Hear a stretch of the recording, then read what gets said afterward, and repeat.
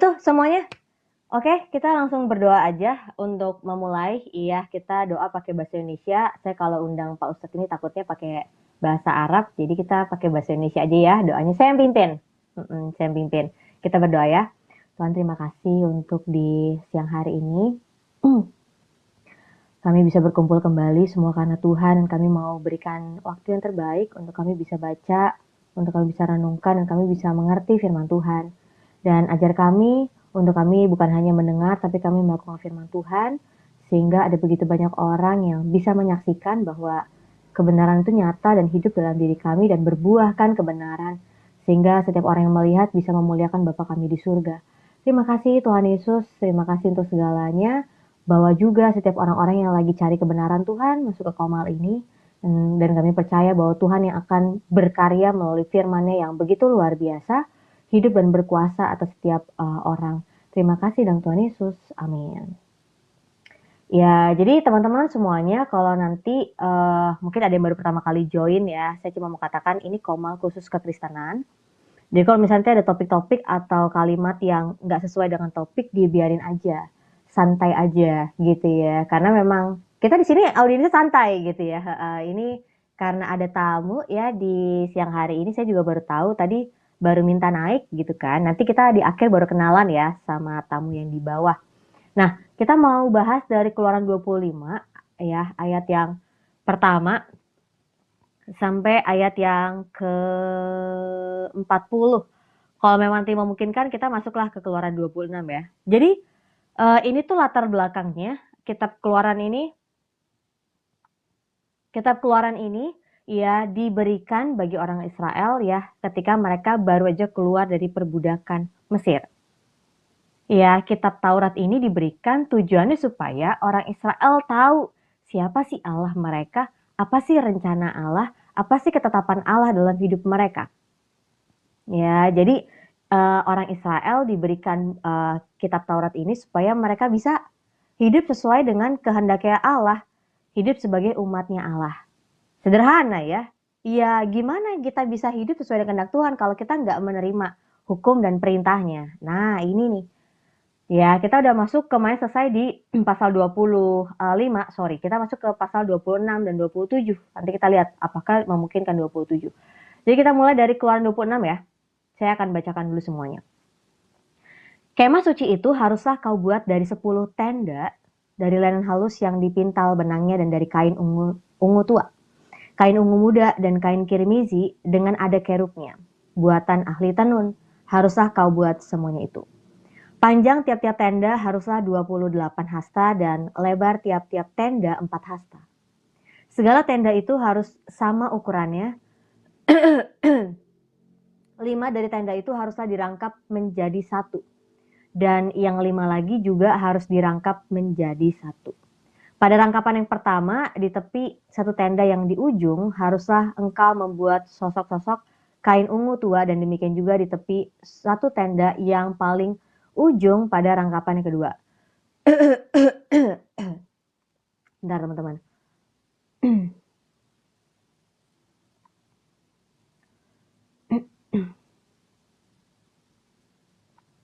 Ya, kayak gede banget soalnya saya sendirian. Ya, 5 dari tenda itu harusnya dirangkap menjadi 1 dan 5 lagi juga harus dirangkap menjadi 1. Pada rangkapan yang pertama di tepi satu tenda yang di ujung, haruslah engkau membuat sosok-sosok kain ungu tua, dan demikian juga di tepi satu tenda yang paling ujung pada rangkapan yang kedua. 50 sosok harus kau buat pada tenda yang satu dan 50 sosok pada tenda yang di ujung pada rangkapan yang kedua, sehingga sosok-sosok itu tepat berhadapan satu sama lain.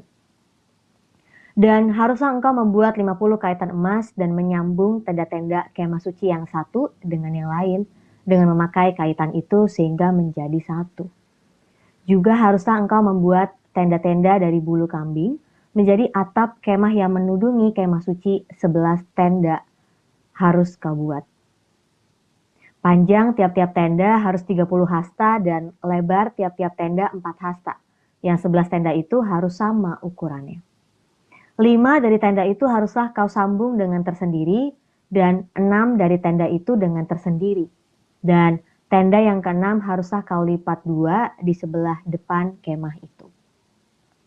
Haruslah engkau membuat 50 sosok pada rangkapan yang pertama di tepi satu tenda yang di ujung dan 50 sosok di tepi satu tenda pada rangkapan yang kedua. Haruslah engkau membuat 50 kaitan tembaga dan memasukkan kaitan itu ke dalam sosok-sosok dan menyambung tenda-tenda kemah itu supaya menjadi satu. Mengenai bagaimana yang berjuntai itu, yang berlebih pada tenda kemah itu haruslah setengah dari tenda yang berlebih itu berjuntai di sebelah belakang kemah suci.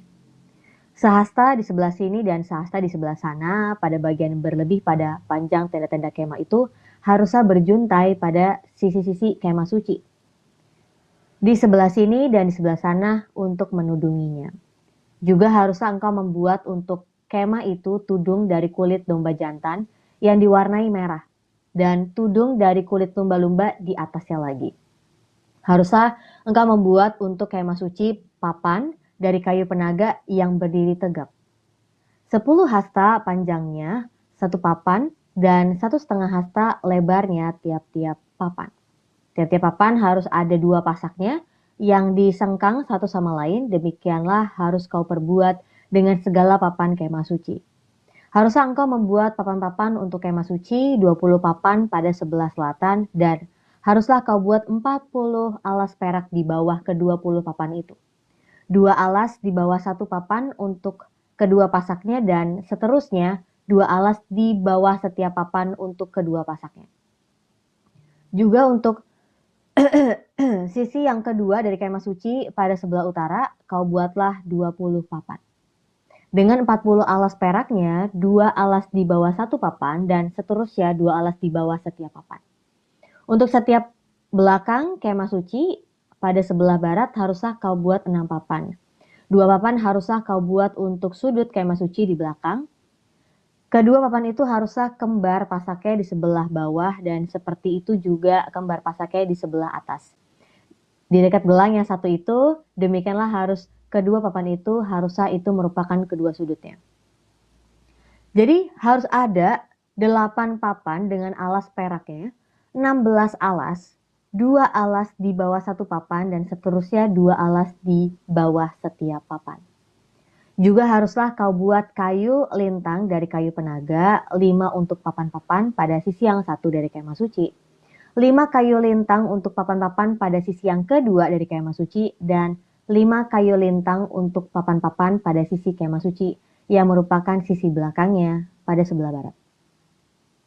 Dan kayu lintang yang di tengah-tengah papan-papan itu haruslah melintang terus dari ujung ke ujung. Papan-papan itu haruslah kau salut dengan emas. Gelang-gelang itu haruslah kau buat dari emas sebagai tempat memasukkan kayu-kayu lintang itu. Dan kayu-kayu lintang itu haruslah kau salut dengan emas. Kemudian haruslah kau dirikan kemah suci sesuai dengan rancangan yang telah ditunjukkan kepadamu di atas gunung. Haruslah kau buat tabir dari kain ungu tua dan kain ungu muda, kain kirmizi dan lenan halus yang dipintal benangnya. Haruslah dibuat dengan ada kerubnya buatan ahli tenun. Haruslah engkau menggantungkannya pada 4 tiang dari kayu penaga yang disalut dengan emas dengan ada kaitannya dari emas berdasarkan 4 alas perak. Haruslah tabir itu kau gantungkan pada kaitan penyambung tenda itu dan haruslah kau bawa tabut hukum ke sana, ke belakang tabir itu, sehingga tabir itu menjadi pemisah bagimu antara tempat kudus dan tempat maha kudus. Tutup pendamaian itu haruslah kau letakkan di atas tabut hukum, di dalam tempat maha kudus. Meja itu haruslah kau taruh di depan tabir itu dan kandil itu berhadapan dengan meja itu pada sisi selatan dari kemah suci. Dan meja itu haruslah kau tempatkan pada sisi utara. Juga haruslah kau buat tirai untuk pintu kemah itu dari kain ungu tua, kain ungu muda, kain kirmizi, dan lenan halus yang dipintang benangnya, tenunan yang berwarna-warna. Haruslah kau buat 5 tiang dari kayu penaga untuk tirai itu, dan kau salutlah itu dengan emas, dengan ada kaitannya dari emas, dan untuk itu haruslah kau tuang 5 alas dari tembaga. Ya, jadi panjang sekali hari ini renungannya ya. Ya, Mat, mau naik gak Mat? supaya aku bisa lanjutin.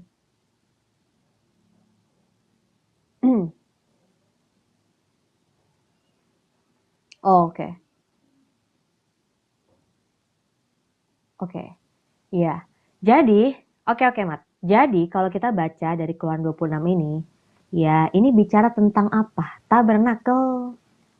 Ya, makanya pada hari Senin dan hari-hari sebelumnya, saya katakan bahwa ketika kita baca, khususnya dari Keluaran 22, enggak, 24 sampai 31, kita akan banyak belajar tentang tabernakel.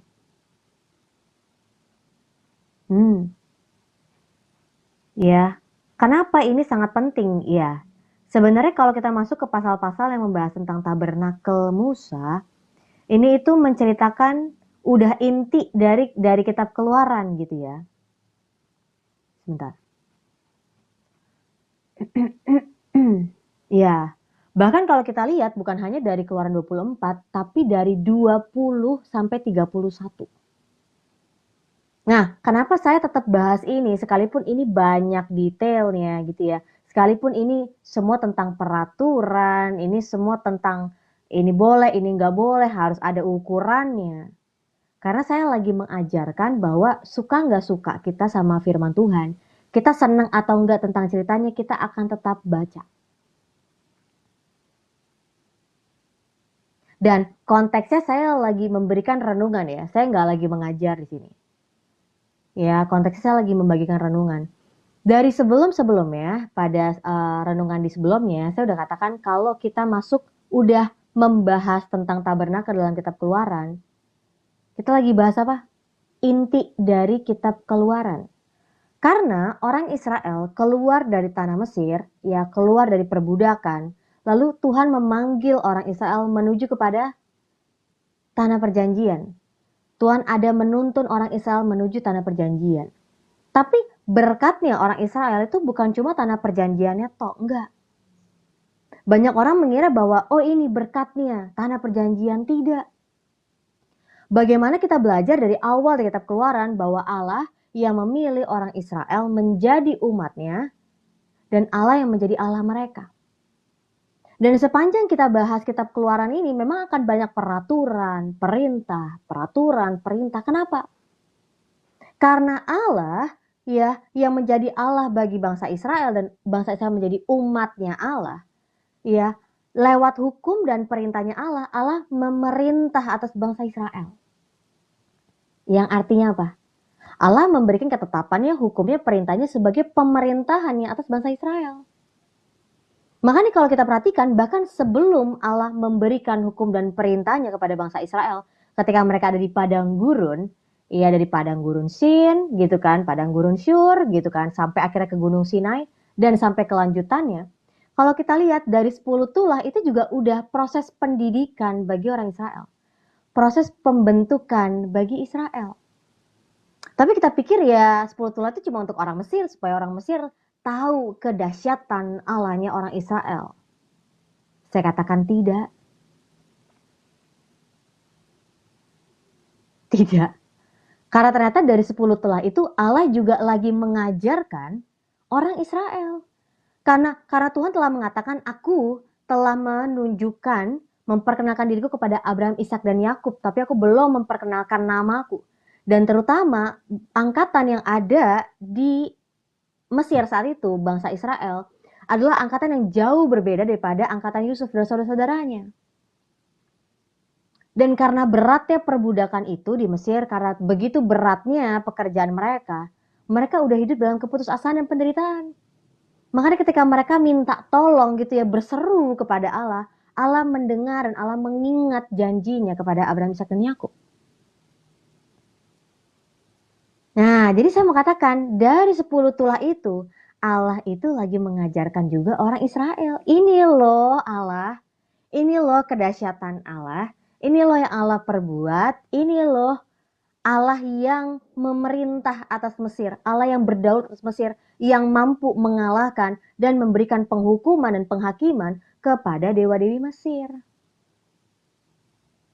Makanya sampai di tulah ke-10, ya, apa yang terjadi? Orang Mesir itu benar-benar termasuk juga Firaun itu mengusir orang Israel pergi. Karena apa kata mereka? Jangan sampai kami akan mati karena engkau. Saya bersyukur nih, hari ini ada 53 orang yang hadir, ya, dan kita sama-sama mau dengarkan firman Tuhan.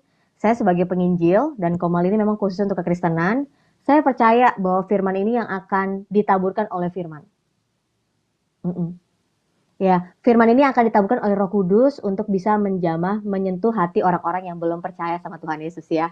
Jadi nggak apa-apa teman-teman semuanya. Saya terbuka, Komal ini siapapun boleh masuk gitu ya. Tapi kalau nggak berkaitan sama topik, saya nggak akan melanjutkan. Tapi doa saya, setiap orang yang masuk Komal ini, ya bahkan karena berapa minggu yang lalu ya kena report, saya terus berdoa orang-orang yang suka report, orang-orang yang menyangkal, menolak kebenaran, semakin mereka mengeraskan hatinya, semakin mereka menolak kebenaran, semakin besar kuasa Tuhan akan dinyatakan. Amin. Ya, jadi sebenarnya dari Keluaran 20 ya, kita udah bahas bagaimana Allah menyatakan kemuliaannya di hadapan orang Israel. Dan mereka sangat takut gitu ya, sampai mereka bilang, Musa aja yang bicara sama Allah, ya kita cuma dengar dari Musa aja. Kenapa? Ini antara hidup dan mati. Kalau melanggar ketetapan Allah, mereka akan mati. Nah, banyak orang salah paham tentang hal ini. Mereka mengira bahwa Allah itu jahat, Allah itu kejam. Tidak. Tapi hal ini menekankan kekudusan Allah. Bahwa tidak ada seorang pun yang dapat melanggar ketetapan Allah. Hukumannya adalah hidup dan mati. Pilih. Sampai akhirnya orang Israel itu memiliki takut dan gentar akan Allah. Ya, makanya di saat yang bersamaan juga ketika Allah menyatakan kemuliaan nih ya di Keluaran 20, saya masih ingat banget. Dan sebelumnya 19 dan 21, ya orang Israel tuh mulai dikasih ketetapan. Ya, kamu harus jaga hidupmu, kamu harus atur 3 hari, di hari yang ketiga ada ketetapan ini, perintah ini, segala macam. Untuk apa? Supaya orang Israel tertata hidupnya. Bukan cuma tertata tentang kapan makan, kapan minum, enggak. Tapi dengan spesifik, lifestyle orang Israel itu mencerminkan perintah dan ketetapan Tuhan. Kenapa? Karena Israel adalah umat pilihan Allah. Rajanya mereka adalah Allah. Makanya kita kenal dengan teokrasi ya. Bahwa rajanya orang Israel itu adalah Allah pertamanya. Tapi kemudian orang Israel pengennya bilang apa? Kita maunya kayak yang lain. Kita maunya kayak bangsa-bangsa lain yang punya raja, yang bisa ikut berperang. Loh, sebelum-sebelumnya kemenangan atas orang Israel ketika mereka berperang itu karena siapa? Karena Allah. Ya, makanya nanti ke depan kita akan baca selanjutnya, kita selanjutnya kita akan melihat nih. Ya, ketika Yosua memimpin bangsa Israel, perhatikan. Yosua adalah abdinya Musa. Yosua memperhatikan ya karya Allah, perbuatan Allah, firman Allah yang diberitakan kepada Musa. Makanya Yosua jadi punya iman yang tangguh gitu ya sebagai pemimpin. Yosua memang terbiasa untuk maju berperang. Tapi kalau kita perhatikan, ketika Yosua memimpin bangsa Israel, Yosua tidak pernah untuk berinisiatif melangkah sendiri. Yosua selalu berkata, Tuhan, apa yang harus kita lakukan? Yosua mengikuti nih strateginya Tuhan, rencananya Tuhan. Kenapa? Karena Yosua sebegitu percayanya sama Tuhan.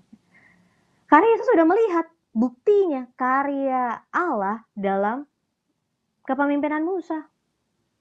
Itu kan menarik ya. Harusnya kan kalau orang udah terbiasa perang, ya udah bikin aja strategi sendiri, berencana aja sendiri, betul? Tapi yang terjadi adalah Yosua mengutamakan apa yang jadi rencananya Tuhan. Dan akhirnya kita lihat ada nggak plus minusnya? Ada. Ada kekalahan yang dialami oleh orang Israel dan itu tujuannya apa? Untuk membuat orang Israel itu takut dan gentar akan Tuhan. Nah, kita udah masuk ke Keluaran 26. Saya tadi sedikit cerita ya, bahwa ini semua bukan cuma ketetapan Tuhan bicara tentang makan, minum, berpakaian dan segala macam, enggak. Tapi juga bicara tentang ibadahnya mereka. Bagaimana mereka menghargai kehadiran Allah, bagaimana mereka mempersiapkan yang disebut sebagai hari raya, kita udah baca di pasal-pasal sebelumnya, dan ini khususnya kita masuk ke tabernakel. Ya, jadi dari Keluaran 20 sampai 31 ini udah inti dari kitab Keluaran. Karena sekalipun orang Israel belum mencapai ke tanah perjanjian, tapi pemerintahan Allah atas orang Israel sudah terjadi. Lewat apa? Hukum dan perintah. Kan kita tahu ya, kalau kerajaan tuh ada 4 syaratnya. Ya, saya udah katakan ini berulang-ulang. Apa aja? Kerajaan itu ya pasti ada rajanya. Kerajaan itu pasti ada rakyatnya. Kerajaan itu pasti ada pemerintahannya. Ya, dan kerajaan itu pasti ada wilayahnya. Dan wilayah ini belum, karena masih OTW gitu ya. Tapi 3 hal ini sudah ada. Yaitu ada rajanya yaitu Allah, rakyatnya yaitu bangsa Israel, dan pemerintahannya Allah. Makanya diberikan ketetapan, perintah, ketetapan, perintah. Nah, bagi kita yang belajar hal ini, aduh, Kak, ini pusing banget ngomongin tabernakel. Iya, betul.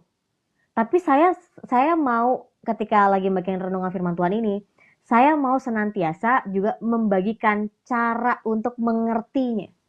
Ya, kalau misalnya mau cari pengetahuannya, aduh banyak.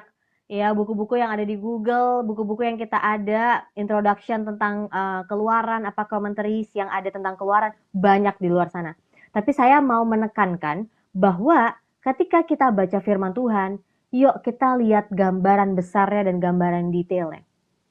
Yuk kita lihat apa nih yang kita bisa pelajari dari orang Israel. Banyak orang ketika udah baca masuk ke dalam kitab Taurat, kitab sejarah, aduh nih hitung-hitungan, aduh ini keturunan ini segala macam, aduh saya males dan berhenti. Saya mau katakan, ya sebagai orang percaya, ya kita ngerti ataupun belum mengerti. Kita lagi senang ataupun lagi sedih. Kita lagi suka ataupun lagi tidak suka baca firman Tuhan. Kita mau mendisiplinkan hidup kita. Untuk kita makan makanan rohani ini karena kita tahu kita bukan hanya manusia jasmani, tapi kita juga adalah manusia rohani. Kita perlu firman ini. Nah, jadi kalau kita lihat tabernakel ini begitu detailnya ya. Ya. Dan tahukah teman-teman semuanya seperti yang saya sudah dibahas di renungan sebelumnya, di pasal ke-25 dan 24, bahwa ketetapan Allah tentang tabernakel ini, tentang kemah suci ini, bayangkan ya, namanya kemah suci. Yang arti ini portable. Ya, nanti ke depan kita akan lihat. Ini kan baru ketetapan Allah. Ini Musa masih konteksnya di atas gunung ya, di atas gunung Sinai. Musa lagi terima nih ketetapannya Allah, perintahnya Allah, ini peraturan ini segala macam. Nah, tadi saya itu cukup melihat bahwa ada ayat yang diulangi lagi dengan pasal yang sebelumnya kita baca di hari Senin. Ada yang tahu ayat yang apa? Nggak ada di atas.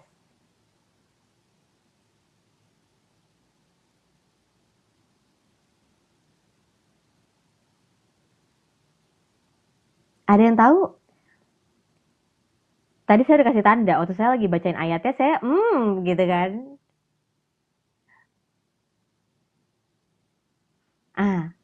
Keluaran 26 ayat 30. Kemudian, haruslah kau dirikan kemah suci sesuai dengan rancangan yang telah ditunjukkan kepadamu di atas gunung itu. Di Keluaran 25, kita membaca hal yang sama. Bahwa ternyata ketetapan Allah ini tentang tabernakel, itu sudah Allah nyatakan, Allah tunjukkan kepada Musa di atas gunung Sinai. Lalu artinya apa?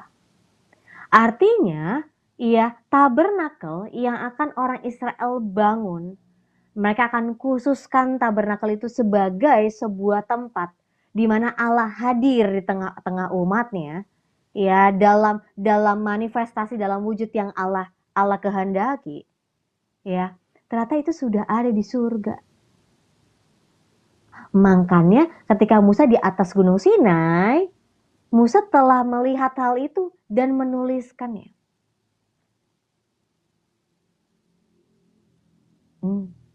Nah, kita perhatikan nih. Kemudian haruslah kau dirikan kemah suci sesuai dengan rancangan yang telah ditunjukkan kepadamu di atas gunung itu. Jadi ini bukan interpretasi saya. Ini firman Tuhan yang bicara. Di Keluaran 25, Tuhan bicara yang sama. Beberapa audiens saya yang udah tahu. yang kemarin hari Senin dengerin saya? Betul kan? Di mana? Nih, di ayat yang ini. Ayat yang ke-9, Keluaran 25 ayat 9. Menurut segala apa yang kutunjukkan kepadamu sebagai contoh kemah suci dan sebagai contoh segala perabotannya, demikianlah harus kamu membuatnya. Artinya apa? Allah memberikan ketetapan ini untuk orang Israel bangun tabernakel itu sebuah bayangan mengenai apa yang ada di surga. Mau buktinya lagi? Buktinya lagi. Keluaran 25. Ayat yang terakhir, ke-40. Dan ingatlah bahwa engkau membuat semuanya itu menurut contoh yang telah ditunjukkan kepadamu di atas gunung itu. Artinya apa? Artinya, ya, bahwa apa yang menjadi kehendak Allah, ketetapan Allah di surga, juga Allah kehendaki untuk terjadi juga di bumi. Khususnya di tengah-tengah bangsanya orang Israel.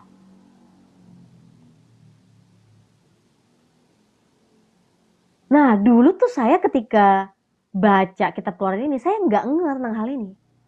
Saya pikir cuma, oh ini ketetapan Allah aja untuk Allah bikin ini segala macam detail tabernakel, kemahnya seperti apa, lalu ada kain-kainnya, lalu mengenai meja yang ada isinya roti, lalu kandil dan segala macam, ada ruang suci dan maha suci dan segala macam kolam pembasuhan. Saya pikir itu cuma ketetapan Allah aja. Tapi ternyata saya baru mengerti bahwa apa yang Allah perintahkan supaya orang Israel lakukan itu sebenarnya juga telah nyata ada di surga. Jadi yang di bumi ini baru bayangan, tapi yang sejati itu ada di surga. Nah, memang kalau kita lihat hari ini tentang tabernakel, ya saya nggak akan bahas panjang tentang detailnya, kenapa harus ini segala macam, karena ini konteksnya renungan. Tapi kalau kita baca firman Tuhan ya Bapak Ibu teman-teman semuanya, ketika kita mau mendalami detailnya, dan kita melihat bahwa, ini saya nggak menemukan apa-apa, jangan lupa untuk melihat zoom out, melihat gambaran besar. Banyak orang terlalu melihat detail gitu ya. Contohnya saya waktu itu ingat banget. Nabi Elisa ya. Elisa atau Elia, ayo. Ya. Yang ketika melayani jadi mereka lagi datang ke hutan gitu dengan rombongannya ya. Lalu ada tukang-tukang kayu. Ya, mereka lagi potong kayu dan kapak besi itu kelempar dan masuk ke dalam kolam. Di mana itu ayatnya? Ada yang tahu?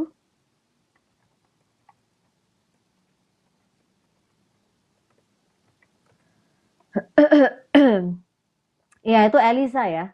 Di 2 Raja-Raja 6 ayat 1 sampai 7. Ini contohnya ya, teman-teman semua Bapak Ibu.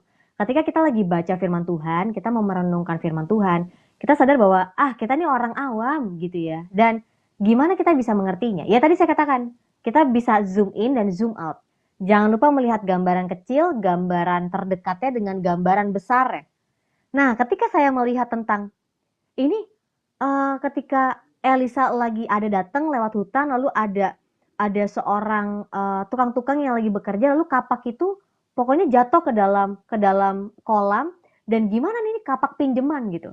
Saya kepikir bahwa ini mujizat yang saya nggak pernah lihat sebelumnya gitu ya. Tukang-tukang itu dibantuin kapaknya jadi bisa kembali karena kapak besi itu ya. Iya, kapak besi itu tenggelam lalu bisa hanyut. Tenggelam bisa mengapung. Itu kan itu luar biasa sekali gitu kan. Maksudnya apa gitu ya. Jadi waktu itu saya lagi di dalam kelas gitu ya. Dan kita lagi bahas tentang perjanjian lama. Jadi saya tanya lah sama dosen saya. Ini apa ya Kak maksudnya? Karena waktu itu dosennya masih dosen muda ya, jadi kakak. Ini apa ya Kak maksudnya gitu. Lalu dia mengajarkan saya seperti tadi. Ketika kamu membaca firman Tuhan, dan saat itu kamu masih belum mengerti konteksnya adalah kamu melihat gambaran besarnya. Gimana kita bisa melihat gambaran besarnya? Baca satu pasal sebelum dan satu pasal sesudah. Karena itu pasti saling berkaitan. Ada konteks dekat dan ada konteks jauh. Contohnya ketika kita baca tentang, saya lagi baca tadi kitab Kejadian ya, Bapak Ibu semua. Dan ketika banyak sekali yang, Kak, kita ngomongin Kejadian 6 gitu ya. Nah, saya kalau misalnya lagi membagikan renungan atau saya lagi mengajar, biasanya saya ngajarin tuh tersusun. Satu demi satu. Jadi kita harus baca dari kejadian pertama ya, supaya ngerti konteksnya Kejadian 6. Ya, salah satu contohnya adalah tentang Kain dan Habel. Kok kisahnya kayak singkat gitu aja, lalu gimana kelanjutannya? Ayo baca dong, Keluaran 5.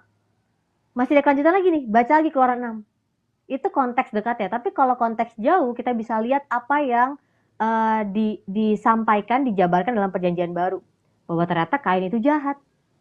Makanya menarik sekali firman Tuhan mengatakan bahwa Allah berkenan bukan hanya kepada korban persembahan Habel, tapi kepada Habel dan korban persembahannya. Jadi itu berkaitan. Ya. Nah, sama halnya dengan tabernakel ini. Ketika kita membaca tabernakel ini apa ya, kok begitu detail? Ya, kita baca Keluaran 25 dan Keluaran 27, konteksnya memang lagi bicara tentang ketetapan Allah. Ini Musa masih di atas gunung, belum turun, belum menyampaikan kepada orang Israel. Ya, kenapa kok Musa bisa ada di atas gunung? Musa seorang diri. Kenapa? Karena ketetapan Allah. Bahwa Allah yang berkenan kepada Musa, Allah yang memilih Musa menjadi hambanya, menjadi penyambung lidahnya. Bahkan kalau kita lihat, pelayanan Musa bukan hanya menjadi penyambung lidah Allah yang meneruskan firman Tuhan sebagai nabi, tapi juga sebagai imam. Makanya ketika papa mertuanya datang kepada Musa, kita tahu bahwa tugas utamanya Musa apa? Tugas utamanya Musa adalah nabi dan imam. Nah, akhirnya papa mertuanya ada untuk menolong dia untuk bisa melayani dengan maksimal, dengan strategi yang tepat, dengan efisien. Nah, jadi kalau kita sebenarnya nanti mau ada kelanjutannya ya, kita kan baru sampai Keluaran 26 ya teman-teman semua. Wait. Ya, kita kan baru sampai ke Keluaran 26. Ya, kalau kita perhatikan di Keluaran 26 ini, ya, sampai nanti ke pasal yang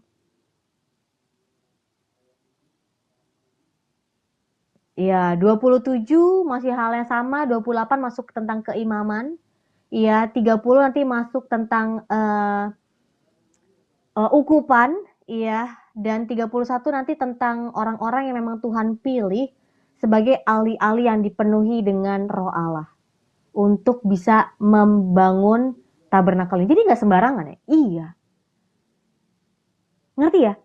Sesuatu untuk Allah itu nggak bisa sembarangan. Karena ini harus untuk Allah, diberikan dengan yang terbaik. Makanya kalau kita mundur sebentar ke Keluaran 25, Tuhan sendiri telah mengatakan kepada Musa untuk disampaikan kepada orang Israel apa? Katakanlah kepada orang Israel supaya mereka memungut bagiku persembahan khusus dari setiap orang yang terdorong hatinya, haruslah kamu pungut persembahan khusus bagiku. Dari mana orang Israel ini punya semua harta ini? Dari mana? Ketika orang Israel keluar, dipaksa, diusir dari Mesir, Tuhan udah bilang apa? Baiklah, laki-laki maupun perempuan dari orang Israel itu meminta kepada tetangganya. Maka Tuhan akan membuat orang Mesir bermurah hati kepada orang Israel, sehingga dalam waktu singkat orang Israel yang adalah budak menjadi orang-orang yang sangat kaya. Karena orang Mesir benar-benar pengen supaya orang Israel pergi jauh, sehingga mereka memberikan pemberian yang apapun itu. Supaya orang Israel itu benar-benar enggak lagi bersama dengan mereka, langsung jauh dari mereka. Kalau enggak nanti mereka mati. Nah, apa yang diberikan oleh orang Mesir itu kain-kain, emas, barang-barang berharga. Kita udah baca itu sebelumnya, betul? Jadi bayangin, dari yang tadinya budak, dengan kekuatan tangan Allah yang luar biasa, orang Israel bukan cuma dilepaskan dari perbudakan orang Mesir, tapi mereka juga menjadi orang yang sangat kaya dalam waktu singkat. Tapi yang saya katakan di sini bukan berarti bahwa berarti kita semua dijanjikan kaya gitu. Oh iya, kita semua kaya karena semua karya yang Tuhan berikan dalam kehidupan kita. Berkat jasmani maupun berkat rohani. Ya, dunia cuma dapatkan berkat jasmani Bapak Ibu, tapi dunia nggak dapatkan berkat rohani.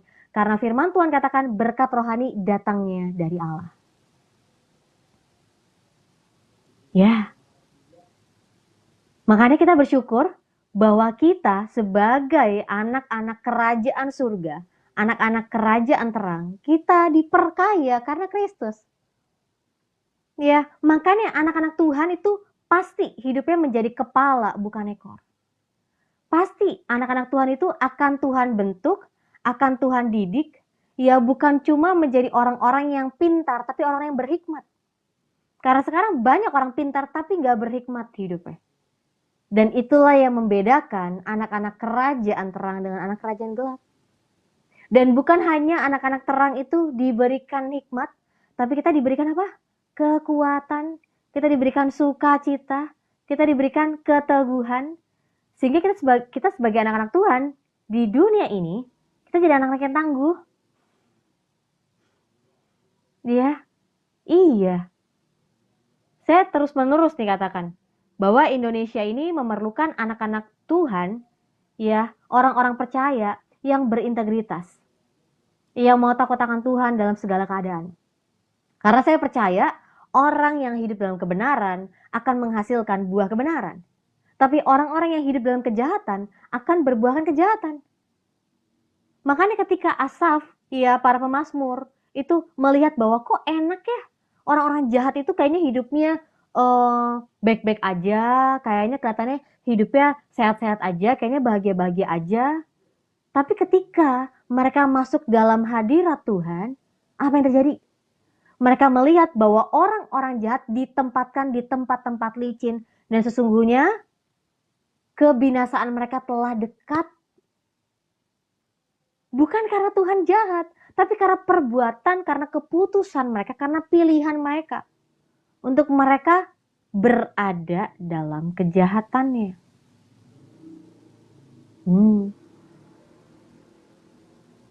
Jadi kita belajar, meskipun ini semuanya ribet sekali ya, ketetapan Allah, peraturan Allah, hukuman Allah, ini gak boleh segala macam.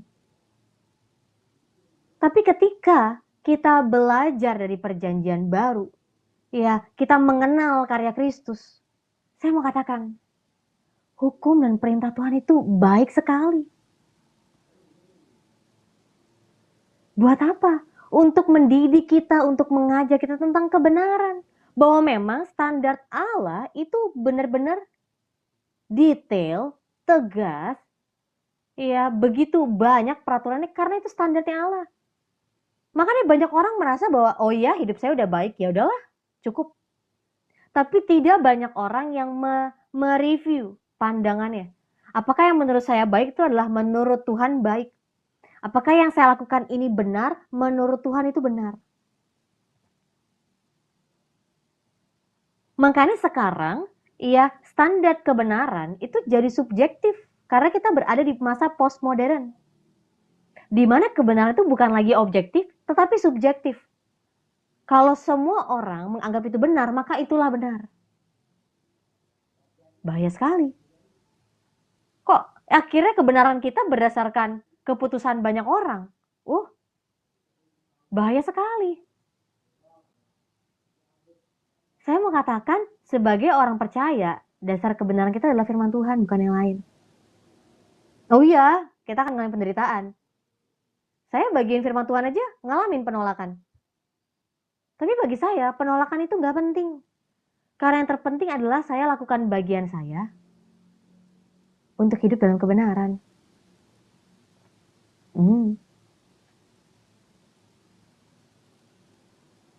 Makanya kalau kita baca tentang karya kematian dan kebangkitan Kristus, dan kita melihat apa yang tercatat dalam perjanjian lama, kita mau katakan hukum dan perintah Allah itu baik sekali. Karena dosa itu bukan cuma jahat tapi merusak kita. Makanya ketetapan Allah itu baik untuk kita bisa membedakan mana benar mana salah menurut standarnya Allah, bukan menurut standar kita. Nah, kita sadar bahwa kita perlu firman, ya kita perlu kebenaran. Ya, kita mau terima nih firman Tuhan yang kita baca, yang kita renungkan.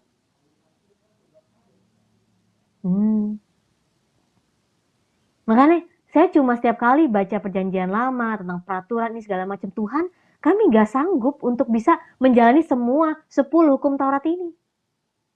Bahkan ketika dibuat penjabarannya secara detail, wah ini gak bisa.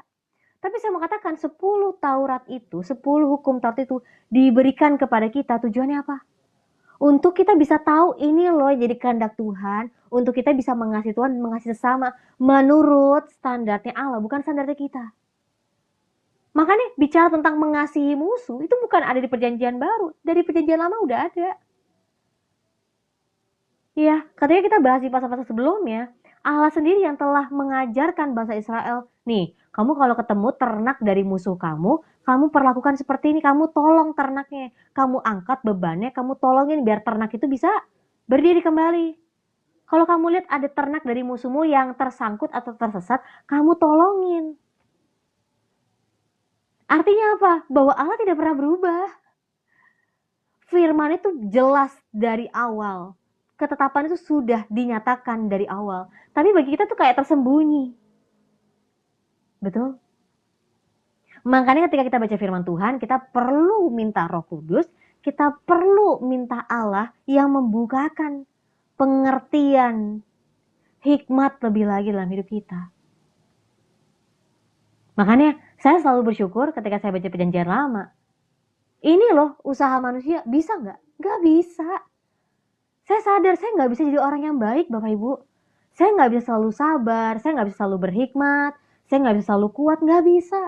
Makanya kita yang sadar bahwa kita adalah orang-orang yang lemah, kita perlu Tuhan. Bahwa kita nggak bisa memilih mana benar, mana salah, kita perlu Tuhan. Karena jebakan iblis selalu sama polanya. Seperti apa yang iblis tawarkan kepada Hawa, demikian juga polanya sampai hari ini seperti itu. Bahwa iblis mendorong kita untuk, udah, kamu pilih aja yang menurut kamu yang benar mana. Kamu pilih aja yang menurut kamu yang baik buat kamu mana. Tanpa kita bertanya, tanpa kita mencari tahu apa sih kehendak Tuhan dalam hidup saya. Ya makanya kalau saya lagi konseling, orang bilang aku sih maunya, kalau saya sih inginnya, saya rencananya ini. Saya katakan, hidup kita bukan tentang apa yang kita inginkan, tapi apa yang Tuhan inginkan dalam hidup kita. Hidup ini sebagai orang percaya bukan tentang apa yang kita rencanakan, bukan tentang apa yang kita kehendaki, bukan. Tapi tentang rancangan dan kehendak Tuhan dalam hidup kita, itu yang lebih utama. Kenapa? Karena kita manusia nggak tahu tentang masa depan kita Bapak Ibu. Kita bisa berencana ini dan itu. Tapi saya mau katakan, kita sebagai manusia kita nggak pernah bisa jamin hidup kita. Apalagi kita bisa jamin hidup orang, nggak bisa. Makanya puji Tuhannya, Yesus menjamin hidup kita. Yesus katakan aku adalah jalan dan kebenaran dan hidup. Ya, Yohanes 3:16 katakan, karena begitu besar kasih Allah akan dunia ini, sehingga ia mengaruniakan anaknya yang tunggal, supaya setiap orang yang percaya beroleh hidup yang kekal.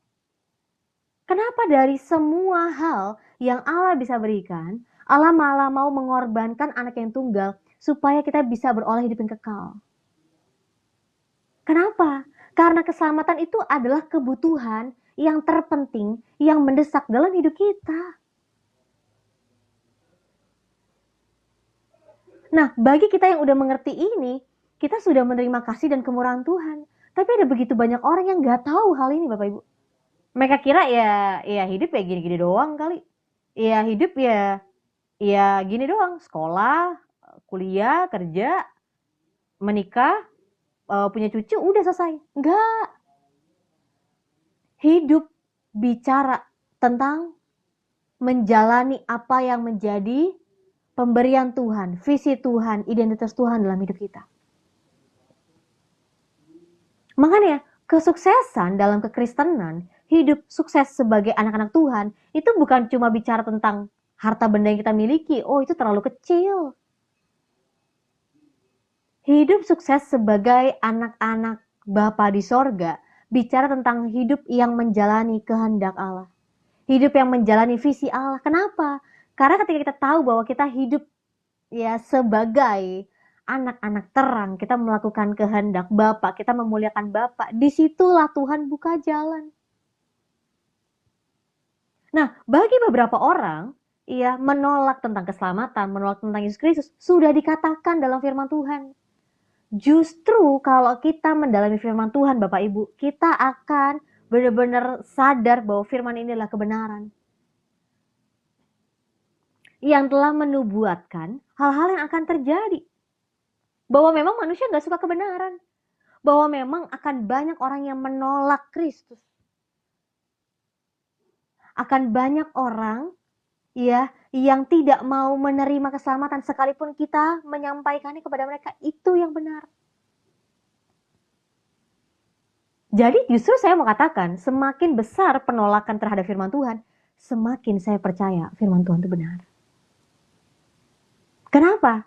Karena gini, kalau kita lihat dari dunia Bapak Ibu ya, semakin banyak orang yang menolak, membungkam hal itu, maka berarti itu adalah hal yang benar. Wah, saya bersyukur hari ini ada begitu banyak orang yang baru pertama kali join Komal ini dan mendengarkan firman Tuhan. Ya, saya percaya doa orang benar besar kuasanya. Jadi orang-orang seperti ini Bapak Ibu, saya akan ingat akunnya, akan saya bawa dalam doa, kita bawa juga dalam doa, bukan cuma saya aja. Doakan mereka. Semakin mereka menolak firman Tuhan, semakin mereka mengeraskan hatinya, maka Tuhan akan menyatakan kemuliaannya lebih lagi. Seperti Firaun ya, karena kita lagi baca kitab Keluaran. Seperti Firaun yang semakin mengeraskan hatinya, maka Allah akan semakin menyatakan kemuliaannya. Kenapa? Karena Allah kita luar biasa. Allah kita tidak terbatas. Dan Allah kita sanggup untuk menyelamatkan bahkan orang-orang yang menolaknya. Termasuk Paulus ya. Saya bersyukur. Saya selalu berdoa, Tuhan akan bangkitkan Paulus-Paulus di akhir zaman. Tuhan akan bangkitkan orang-orang yang tadinya menolak firman, menjadi orang yang sangat ekstrim untuk melayani Tuhan. Jadi kalau misalnya ada orang seperti ini Bapak Ibu, karena ini kan Komal penginjilan ya, jadi kita doakan. Saya nggak mau menimpali orang seperti ini karena buang-buang waktu. Karena kita fokusnya lagi membagikan firman Tuhan dan saya nggak mau distract audiens saya untuk ke arah yang lain. Karena betul, ketika firman Tuhan diberitakan, tentu ada distraksinya. Betul. Yang panas itu apa? Ya, jadi Bapak Ibu, saya mau katakan, ketika kita tahu bahwa firman ini berkuasa, kita akan semakin mengasihi firman. Ketika kita tahu bahwa ketika kita menghidupi firman, semakin ada tekanannya, semakin jelas tantangannya. Semakin apa? Semakin kita menyadari bahwa kita sudah hidup dalam firman Tuhan. Ya, dan saya mau katakan lagi, musuh kita bukan darah dan daging. Musuh kita bukanlah orang-orang yang membenci firman. Tapi musuh kita adalah penguasa-penguasa jahat yang ada di udara. Ya, mereka ada yang menguasai orang-orang karena ketidaktahuan mereka akan kebenaran. Dan seharusnya ketika kita melihat orang seperti ini, kita timbul belas kasihan. Dan kita ada mendoakan mereka, kita menyampaikan kebenaran. Amin. Amin. Nah, jadi tadi saya penekanannya adalah ketika kita baca perjanjian lama khususnya, sekarang kita lagi bahas tentang ketetapan Allah, tentang tabernakel. Ya, bahwa untuk Allah itu hadir, ya, memang orang Israel itu diberikan ketetapan, harus membangun ini, harus menjaga ini, bukan hanya membangun kemah suci, membangun tabernakel. Nanti kita lihat, Musa katakan Tuhan, kalau Tuhan tidak menuntun kami tidak akan melangkah. Artinya kemah suci ini nggak akan berjalan. Betul? Yang artinya adalah tabernakel ini adalah sebuah bukti wujud kehadiran Allah sehingga bangsa-bangsa lain menjadi takut bicara tentang tabernakel, betul? Bangsa Filistin takut sama tabernakel karena tiba-tiba mereka ditimpa tulah. Ditimpa tulah. Mereka sampai begitu takutnya, mereka sampai memberikan persembahan. Luar biasa ya. Ya, jadi kita masih masuk ke Keluaran 25 ya Bapak Ibu, pelan-pelan memang bacanya. Saya kalau baca itu berurutan. Dan kita mengerti atau belum mengerti nggak apa-apa. Kita mau tetap bertekun, kita perlu disiplin rohani karena kita tahu bahwa Tuhan akan pakai firman ini berkarya dalam hidup kita kapanpun. Oke? Nah, selanjutnya kalau kita perhatikan ya tentang tabernakel ini tuh ada kaitannya mengenai tipologi ya, gambaran tentang Kristus. Ya, makanya enaknya nih kalau udah selesai baru saya bahas ya. Ya, tentang roti sajian, tentang apa ini? Golden lampstand, eh apa? eh golden lampstand tuh apa ya bahasa Indonesia aja ya? Bentar Google Translate dulu.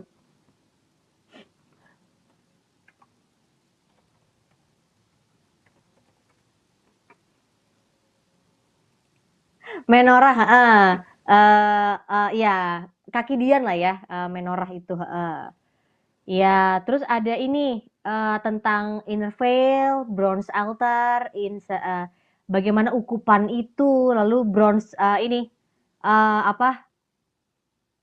Uh, Gimana nih jelasin ya? Bronze laver gitu ya. Iya, itu nanti dijelaskan di pasal-pasal yang akan datang. Ya, jadi benar bahwa Yesus itu penggenapan bagi semua yang Allah telah sampaikan dari sejak perjanjian lama. Ya, makanya luar biasa bagi kita yang mengenal firman Tuhan, bahkan kita yang secara khusus belajar Alkitab. Yesus itu juru selamat yang luar biasa. Lihat dari sisi mana, wah takjub kita. Betul. Makanya apa yang Yesus lakukan, apa yang Yesus katakan, itu gak sembarangan. Itu semua sebagai sebuah bukti bahwa Yesus menggenapi apa yang Allah katakan, apa yang Allah nyatakan kepada orang-orang di perjanjian lama. Makanya waktu di kelas ya, ada yang bilang, Kastela saya gak bisa nangkep semuanya.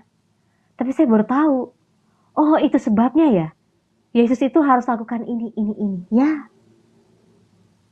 Oh, itu sebab apa ya? Yesus itu harus mengatakan ini. Iya.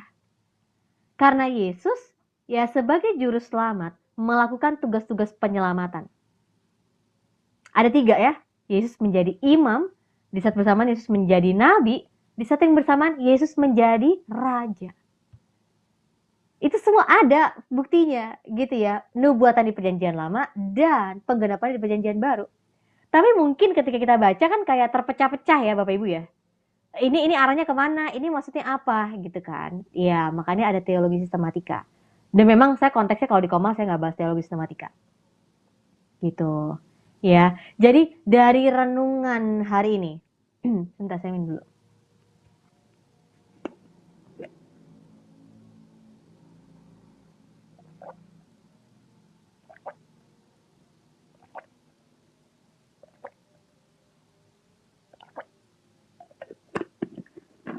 Jadi di Keluaran 26 ini ayat yang pertama sampai ayat yang ke-37 ya kita banyak belajar mengenai bagaimana tentang saya balik dulu.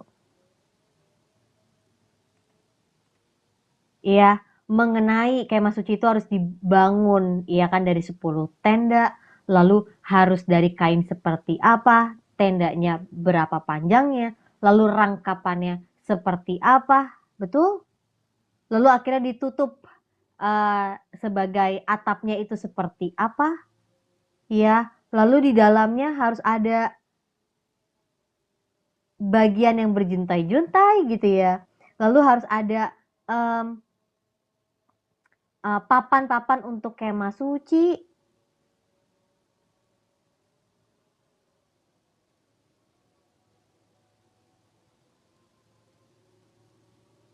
Ada tutup pendamaian, ada tabir, ada bicara tentang kerub gitu kan. Ini semua mendetail sekali iya. Dan ini perlu kita lanjutkan juga besok. Tapi penekanannya adalah karena Allah ingin orang Israel mereka memiliki suatu tempat yang dikhususkan bagi kehadiran Allah. Makanya Allah mengatakan bahwa Allah akan berdiam di tengah-tengah umatnya. Itu luar biasa sekali. Kenapa? Karena kalau kita lihat konteks dalam perjanjian lama, khususnya dalam kitab Taurat yang penerimanya adalah orang Israel di zaman timur dekat kuno, ya perhatikan, kebiasaan orang-orang di zaman timur dekat kuno itu adalah ketika mereka beribadah kepada ilah-ilah mereka, bangsa-bangsa asing di sekitar orang Israel, mereka harus naik ke atas gunung. Yang artinya mereka yang harus menghampiri, dan nanti Allah akan di atas gunung. Tapi saya mau katakan, dalam tabernakel ini, kemah suci, justru Allah yang mau untuk menyatakan dirinya. Dan konsepnya ini, kemah suci ini, kalau mereka berangkat, maka berangkatlah kemah itu. Portable, makanya saya bilang portable, pindah-pindah. Jadi selama tabernakel itu ada bersama dengan orang Israel, selama orang Israel mengikuti, menuruti ketetapan Allah, maka Allah akan menyertai. Makanya kalau kita baca di pasal-pasal sebelumnya, Allah mengatakan, jika kamu mendengarkan, jika kamu melakukan, memegang perkataanku, maka aku akan lakukan ini. Bukan cuma tentang apa yang Israel butuhkan, makanan minum, bukan. Tapi juga mengenai bangsa-bangsa asing yang akan orang Israel temui. Mereka akan mengalami kegentaran, ketakutan. Bukan karena orang Israel, tapi karena Allah yang bersama dengan mereka. Makanya kita kemarin banyak melihat perintah hukuman. Tapi kita melihat janji Allah kepada orang Israel. Kalau kamu memegang, kalau kamu melakukan ketetapanku, perintah-perintahku, kamu akan bla bla bla bla. Ya, ini Prof lagi banyak keliling ya, mencari Kak Agatha. Ya, kayak tadi sibuk sekali. Saya sih sibuk ya, Prof ya. Iya, luar biasa loh. Memang hatinya profesor ya, hatinya untuk teman-teman apologetika gitu ya. Itu ke mana-mana gitu ya. Tadi saya langsung Prof, semuanya loh ditanya-tanyain ya. Tadi juga ada sampai ke pendeta itu ya. Siapa namanya? Nggak tahu, saya lupa namanya. Yang Fatsaf pernah datengin juga. Gitu. Ya, Daromes. Ya, Daromes. Tahu nggak tuh Daromes, Prof? Iya, betul. Jadi, ini memang kalau bicara tentang ya perjanjian lama, itu semuanya. Jadi Kristus itu bukan tiba-tiba baru ada di perjanjian baru ya. Nggak, Bapak Ibu semua. Ya, kalau kita yang belajar secara khusus, kita akan melihat bahwa di perjanjian lama itu sudah ada. Ya, Kristus dalam masa prainkarnasinya. Tapi saya nggak akan jabarin secara detail di sini karena saya bukan pengajaran. Saya lagi bagikan renungan firman Tuhan. Gitu. Iya, puji Tuhan Bapak Ibu, saya sudah selesai membagikan renungan pada hari ini. Ya, konteksnya adalah memang kita lagi bahas satu pasal demi satu pasal. Dan saya tujuannya ketika saya membahas satu pasal, saya nggak mau bahas secara detail, ini segala macam gitu, enggak. Karena konteksnya bukan pengajaran. Beda kalau di kelas saya akan bahas lebih detail gitu ya, tapi ini enggak. Gitu. Jadi Bapak Ibu semuanya yang baru bergabung, salam kenal ya. Shalom semua. Putus-putus nggak? Putus-putus nggak sih? Iya, jadi saya Bapak Ibu, saya penginjil, ya, dan memang Komal ini tujuannya untuk penginjilan. Khususnya Komal ini ada untuk membangun kesatuan dan pertumbuhan tubuh Kristus. Jadi di sini kita nggak bahas fenom, ya, di sini kita nggak bahas lintas agama, nggak cocok roomnya. Kalau misalnya mau bahas itu di luar aja. Makanya audiens saya udah katakan bahwa kalau di bawah ada yang aneh-aneh, nggak usah di mute, biarin aja, biar audiens sendiri yang melihat betapa panasnya gitu ya, betapa nggak jelasnya gitu ya. Ya, kalau saya sih bicara tentang ini ya, enggak, saya penginjil. Ya, saya penginjil. Saya bukan areanya di sana. Kalau ada teman-teman semuanya yang punya area di sana, ya, yang punya bagian di pintu gerbang, Ya, silahkan. Saya bagian support di belakang. Jadi saya bagian support di belakang. Nah, saya itu fokusnya memang di penginjilan dan akhirnya dapat beroleh kesempatan juga untuk mengajar. Dan memang kenapa kalau di Komal saya nggak banyak mengajar karena saya nggak tahu audiensnya, saya nggak kenal. Kecuali ya kita masuk dalam kelas khusus, kita bisa kenal satu sama lain, kita tahu bagaimana latar belakangnya, perspektifnya, apalagi asumsinya, itu lebih tepat. Karena kalau misalnya bicara tentang sosial media ini, celahnya banyak sekali. Makanya sebelum saya pelayanan di sosial media, wah saya udah tahu banget celahnya akan banyak sekali. Seperti salah makna gitu ya, seperti perdebatan ya kan. Ya contohnya ini, saya nggak pernah ada kaitan nyenggol-nyenggol kanan kiri, saya cuma bahas firman, ada yang kesenggol. Saya nggak ada tujuan lain loh. Saya nggak ada tujuan menjatuhkan, merendahkan orang, nggak ada loh. Saya malah membagikan firman Tuhan untuk membangun. Tapi ternyata ada orang-orang yang kesenggol, ya gimana dong? Ya, tapi justru firman Tuhan memang gitu.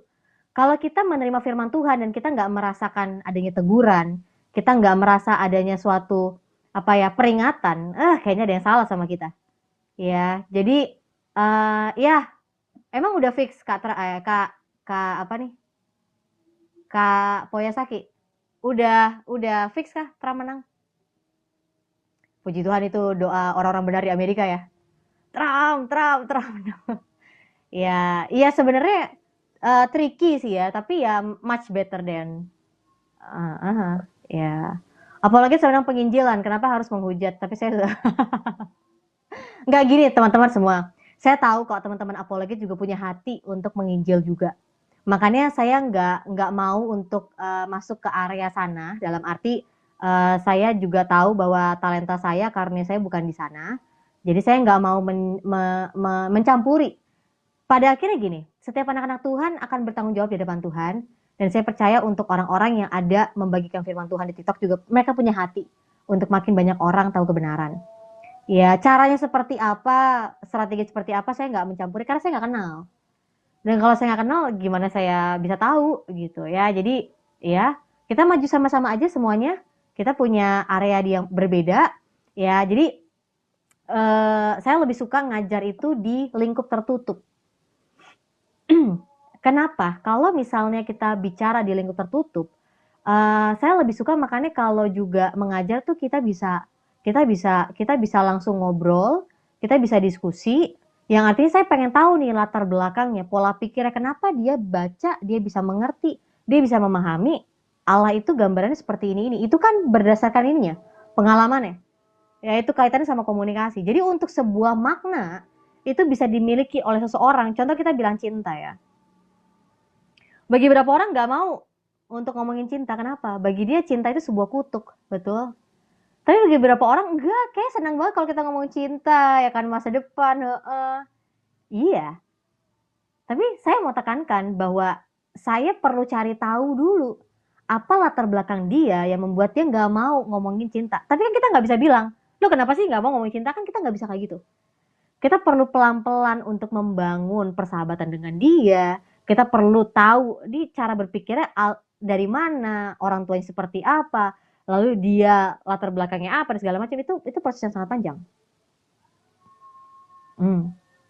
Jadi kembali lagi saya lebih suka kalau ngajar itu memang di lingkup tertutup.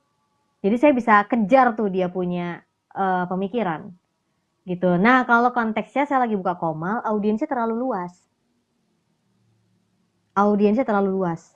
Dan saya juga nggak tahu orang-orang gampang ya untuk cuma dengar 5 menit. Wah kamu salah, wah kamu ini segala macam. Ya, ya udah. Saya juga nggak bisa marah ya. Buat apa saya marah juga?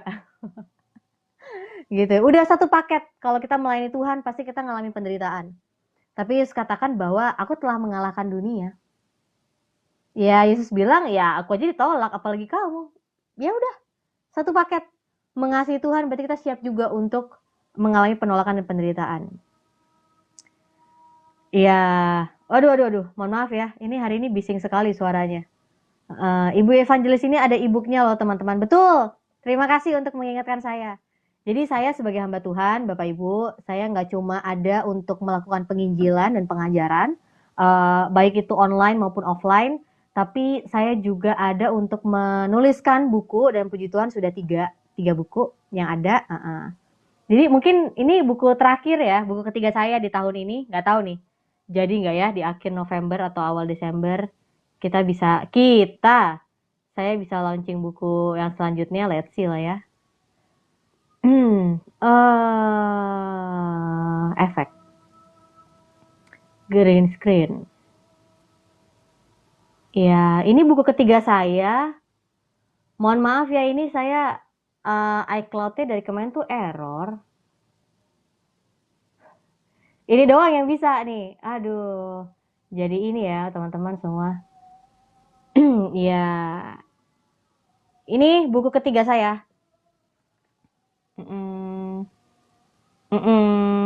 Ya, ini. Saya sambil istirahat bentar ya.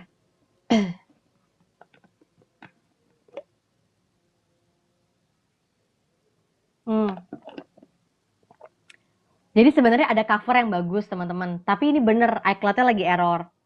Terus yang nongol cuma bisa di-share ini doang. Ya. Jadi ini bukunya Yesus Pengharapan dan Kekuatan. Ini bukan Tuhan Yesus ya, teman-teman. Ini bukan.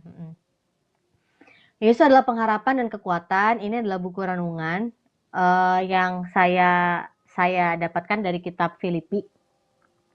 Dan konteksnya buku renungan ini tuh ada sekitar kurang lebih 20 renungan. Dan konsepnya e-book, teman-teman semua, e-book. Jadi ketika masuk ke profil saya ya di Kami Kostela, buka profil, ada link di sana. Cari aja buku hijau, nanti keluar. Ya, bukunya Yesus adalah pengharapan dan kekuatan.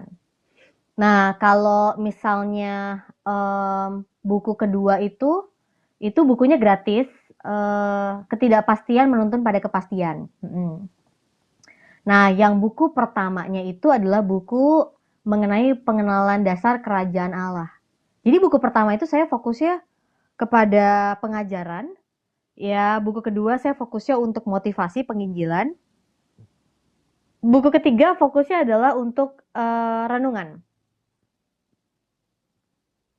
Dan buku renungan ini kalau Bapak Ibu semuanya ada untuk membelinya, ini semua akan ada untuk mensupport saudara-saudara kita yang new believers. Supaya mereka semangat ya masuk ke kelas-kelas pengajaran. Gitu. Ya ini ya. Ini nggak bisa loh. Dibeli teman-teman semuanya. Buku ini ada untuk memberkati. Juga setelah ada teman-teman semuanya udah membayar, ini juga untuk memberkati saudara kita. Itu 100% disumbangin ke sana.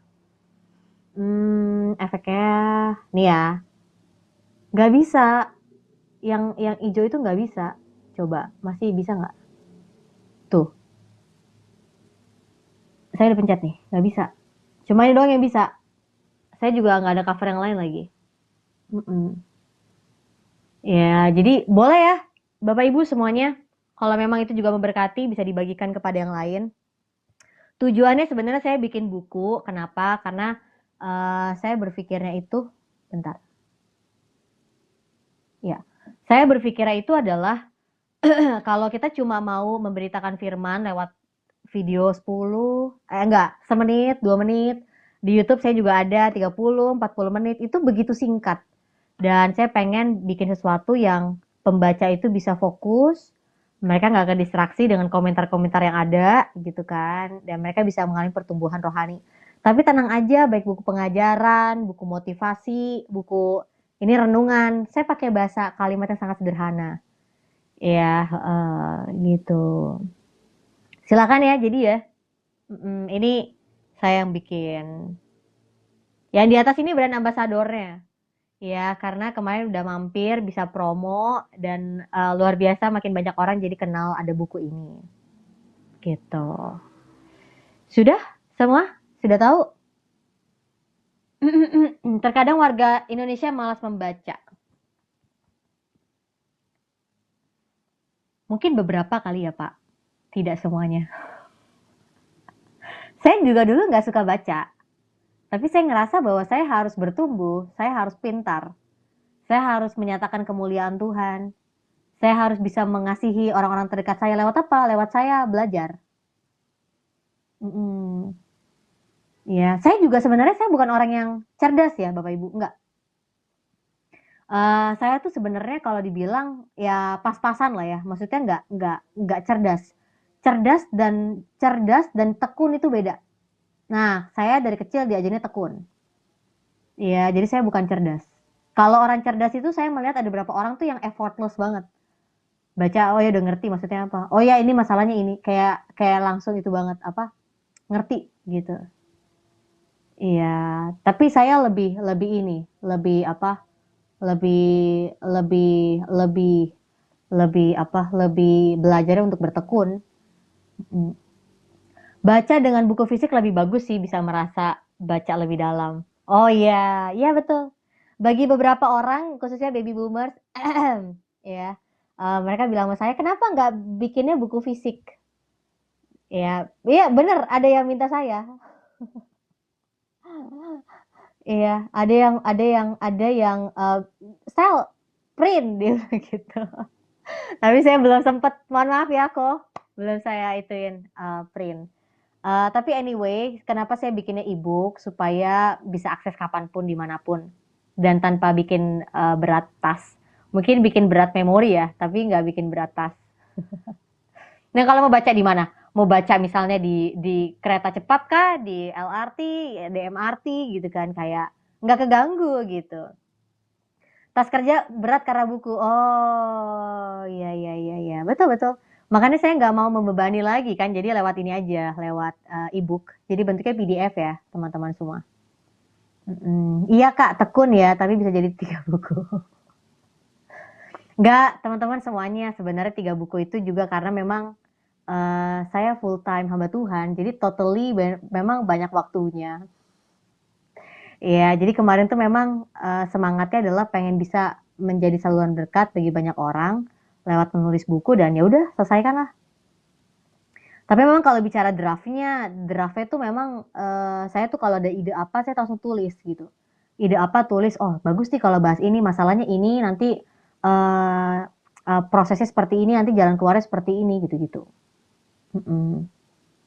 Nah, jadi kalau saya biasanya ketika tulis buku itu, jadi saya suka penelitian sebenarnya. Ya, saya suka penelitian dan akhirnya tantangan saya adalah saya harus berhenti asik dalam penelitian sendiri dan harus menyederhanakan. Harus lebih praktika. Iya, betul. Karena saya banyak teori, praktikanya makanya saya belajar, Tuhan tolong saya supaya saya jadi praktisi. Pelan-pelan kebuka jalannya. Saya lebih suka mendengarkan daripada membaca karena iman timbul dari pendengaran. Ya, pada akhirnya sebenarnya gini ya. Setiap manusia itu punya punya ini um, panca indera yang lebih dominan untuk menangkap informasi. Kalau saya lebih dominan tuh mata saya. Jadi saya lebih harus baca screening ya untuk mengerti oh poinnya ini segala macam. Jadi mau nggak mau saya harus baca dan lihat. Nah, tapi bagi beberapa orang, mereka lebih kuat di audionya. Jadi mereka lebih banyak dengar dan mereka bisa hafal. Kalau saya nggak bisa, saya harus catat. Catat, baca, catat, baca.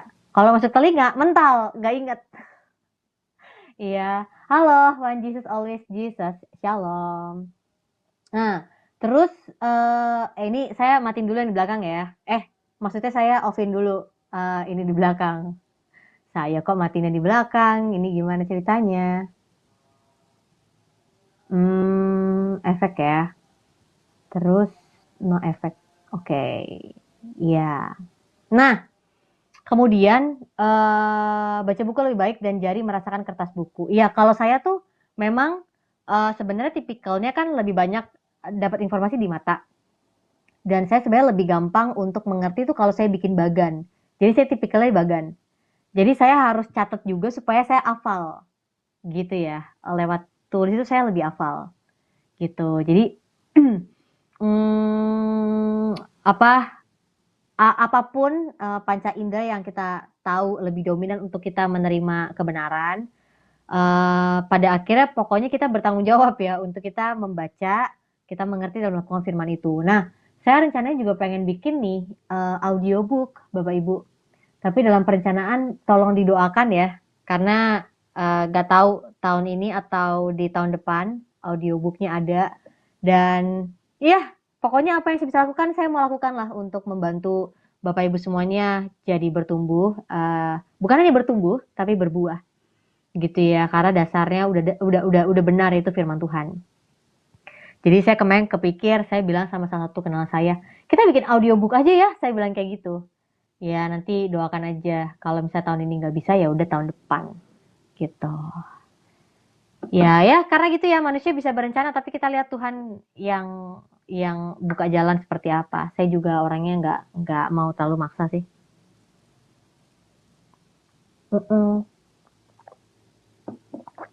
Ya, halo semua, shalom yang baru pertama kali join. Salam kenal ya. Salam kenal. Ya, saya baru lihat nih akun ini. One Jesus Always. Jesus, SSS, triple S ya. Anananu, aku baru lihat. Ini aku Panjaitan. Pak aku Panjaitan.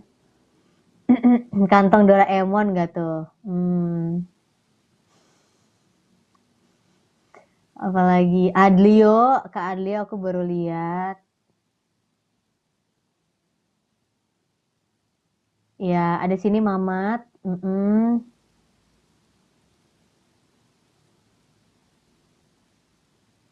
Ya. Iya, teman-teman semua. Jadi memang ya pada akhirnya gini ya, Bapak Ibu semua. Kan Sisik Naga aku udah kenal. Gimana sih, kan kemarin udah nongol-nongol.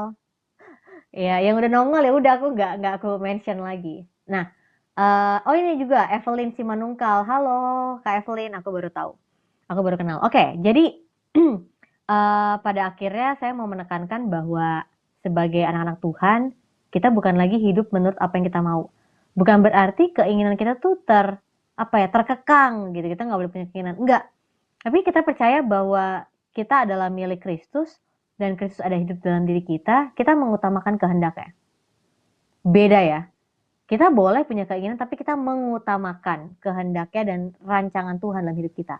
Makanya dari awal dari awal juga kan saya nggak banyak sih, cuma beberapa doang. Saya kenal beberapa teman-teman yang apologet atau enggak yang debaters, dan atau enggak yang ini juga sebagai gembala, buka komal, bikin Bible reading, bikin komsel di komal-komal gitu ya. Saya juga sempat kedatangan juga dari Katolik ya, Kak siapa itu kemarin ya, saya lupa. Lalu ada beberapa juga sister yang ikut dalam komal-komal apologetika gitu ya. Saya juga punya kenalan yang memang suka membahas tentang kekristenan, terutama tentang pertanyaan-pertanyaan dogmatika dan doktrin gitu ya. Tapi kalau saya sebagai hamba Tuhan, saya harus menjalankan apa yang jadi visi Tuhan.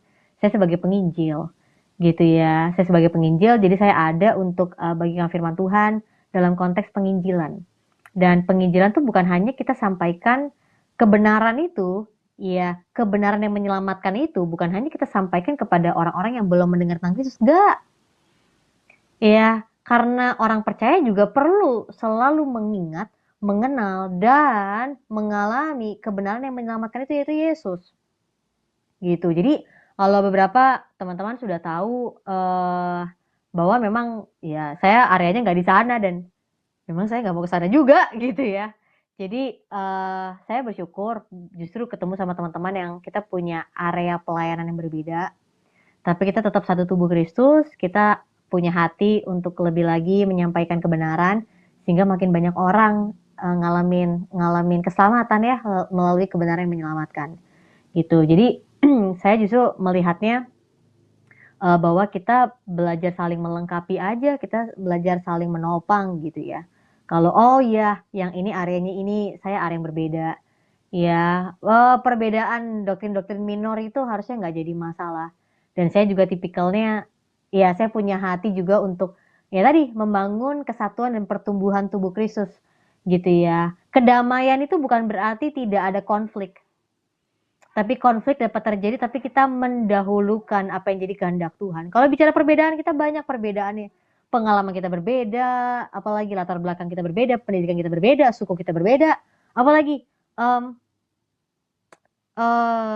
belum lagi kita bilang tentang anak-anak atau bayi-bayi rohani dan dewasa rohani itu berbeda. Tapi pada akhirnya kita semua disebut sebagai satu tubuh Kristus. Dengan segala perbedaan yang ada, kita ada untuk mengingat Yesus adalah kepala. Iya, kalau kita sadar bahwa kita adalah tubuh Kristus, kita perlu yang lain juga untuk saling membantu. Gitu. Jadi saya bersyukur setiap yang naik di dalam Komal ini juga ada menghargai visi ini, menghargai Komal ini, mensupport juga Komal ini untuk penginjilan. Ya, ini Kak Daniel Marusaha. Ya, Shalom GBU. Sesuai talenta yang Tuhan berikan dan mengekspresikan untuk tujuan kemuliaan Tuhan. Betul. Makanya hati-hati kalau kita lakukan tujuan untuk kemuliaan diri sendiri ya. Hati-hati, langsung akui aja di depan Tuhan, minta ampun. Ya, minta Tuhan untuk mengajar dan menyucikan kita. Dan ya udah, melangkah lagi, berjalan lagi. Kayak gitu ya.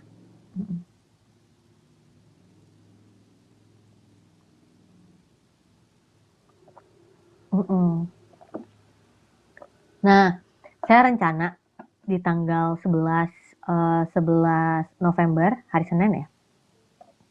Saya rencana itu ada ngundang satu apa ya disebutnya ya, apologet kah?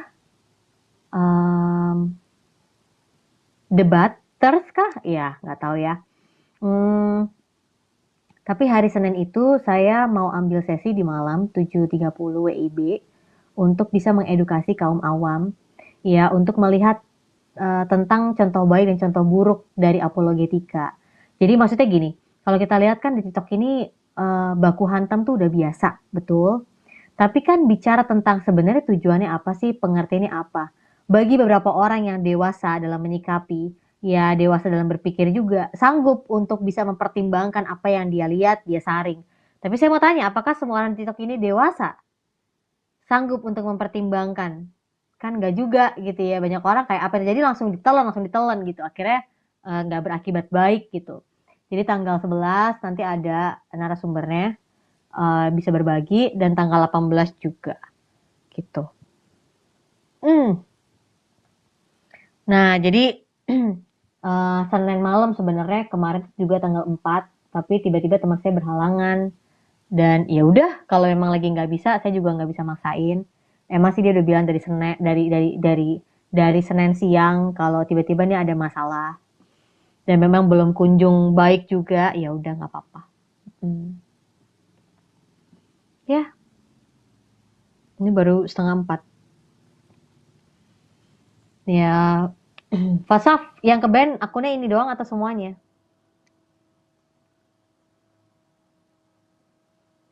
Ya kadang-kadang gitu ya. Bicara, saya sambil ini yang ngadem ya. Bicara tentang ke band itu saya juga lucu tuh waktu hari Senin minggu lalu ya.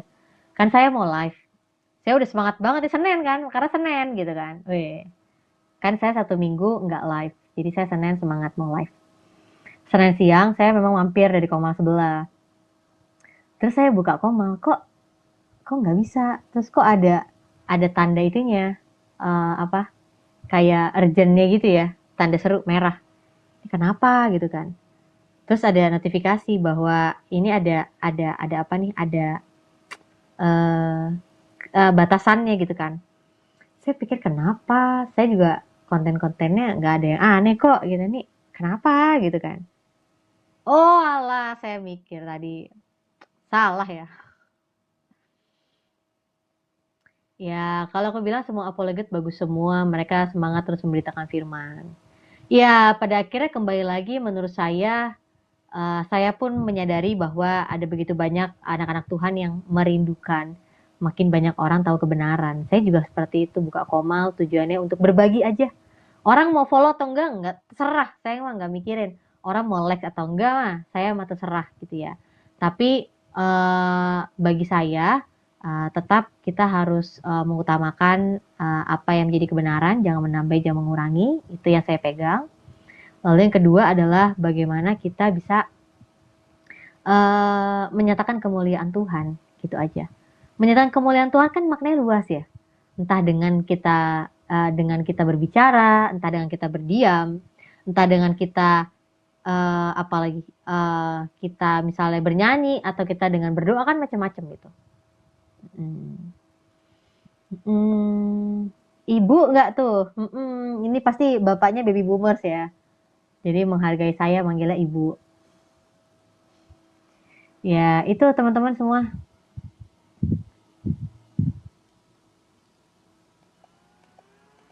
Ya. Jadi ya karena saya juga nggak kenal yang lain, jadi saya juga nggak punya hak untuk mencampuri dan apalagi untuk mengomentari ya.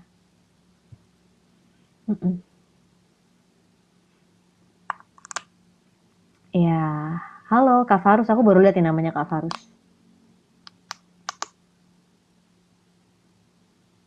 Ini memang ya, udah remaja-remaja jompo ya. Saya tuh kadang-kadang ketawa ngeliat teman-teman saya yang kenapa sih lu pakai gantungan plosa lah, fresh care lah gitu kayak. Kenapa, kenapa, kenapa gitu. Ya, sekarang saya udah sukanya kayak gitu.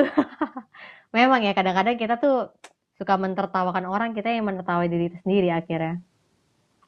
Mm-mm.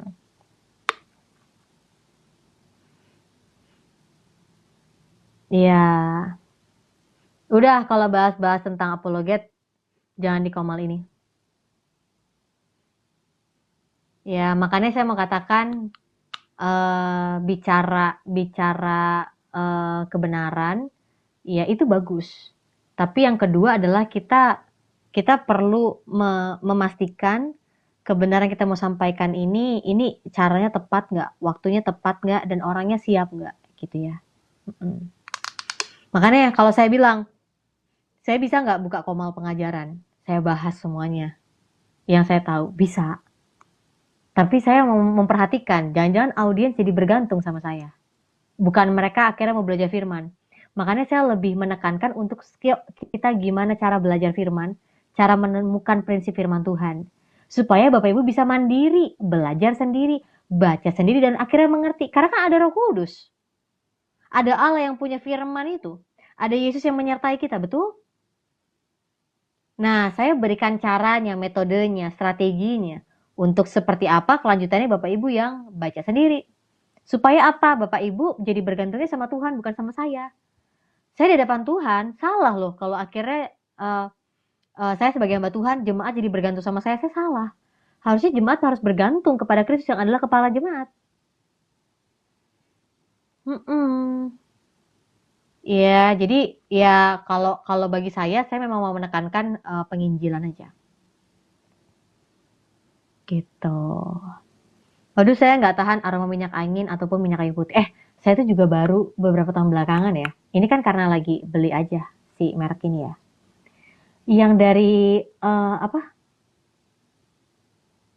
Minyak kayu putih dari Ambon ya. Itu emang beda banget ya. Saya pernah dibawain satu satu botol kayak botol sirup. Dan katanya kalau asli bisa diminum kan ya? Bener nggak? Minyak kayu putih Ambon.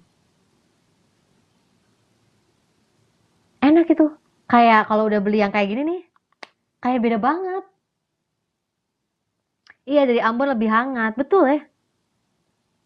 Dari Ambon lebih hangat ya.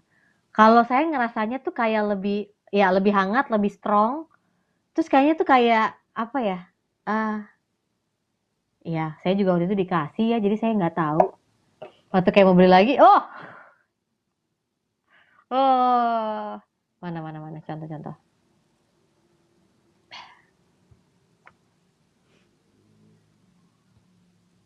Ya, bentar ya, saya buka nih. Iya loh, nggak ada ini teman-teman dari Ambon yang ada mau ke provinsi saya.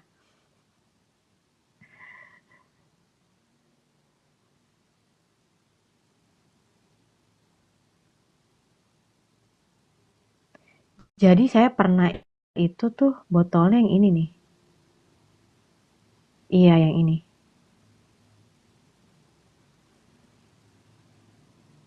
Hmm.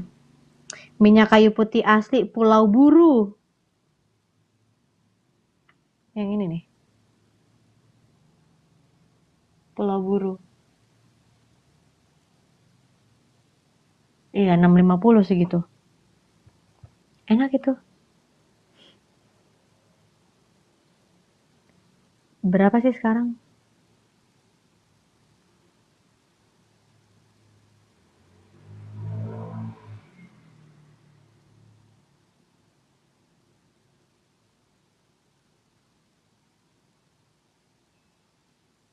Hmm, 600 ml 345. Ini merek hijau buru. Ya, iya. Kak Daniel Marusaha, Tuhan memberkati. Shalom. Kapan-kapan mampir ya, Kak Daniel. Semoga komal ini bisa memberkati. Ya, ya teman-teman semuanya apa? Ya sebenarnya kalau kayak aromaterapi kan yang kayak gini-gini tuh banyak apa? Ya itu aja sih. Saya ketika nyoba, kalau dari yang Ambon tuh enak ya. Beda sama yang kayak ya kayak ini, kayak udah kemasan gini. Ya dari harga juga udah beda sih sebenarnya. Mm-mm. Kemarin saya ngeliat itu di mana? Di eh eh di TikTok, garam tapi bukan dari laut. Itu dari Papua. Jadi tumbuhan apa gitu ya? Itu pokoknya dibakar lalu dibentuk itu jadi itu. Jadi apa? Jadi garam putih. Beneran. Itu luar biasa banget.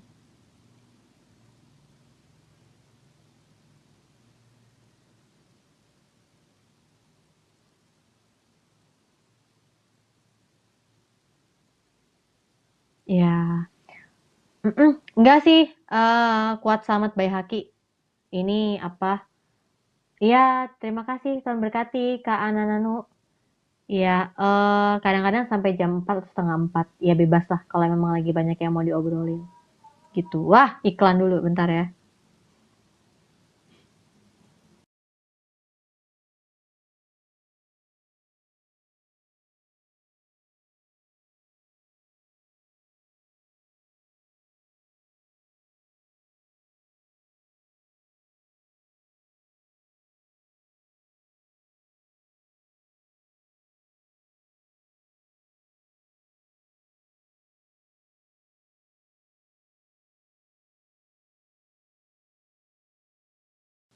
Nah, teman-teman di sini ada yang biasa buka koma nggak sih?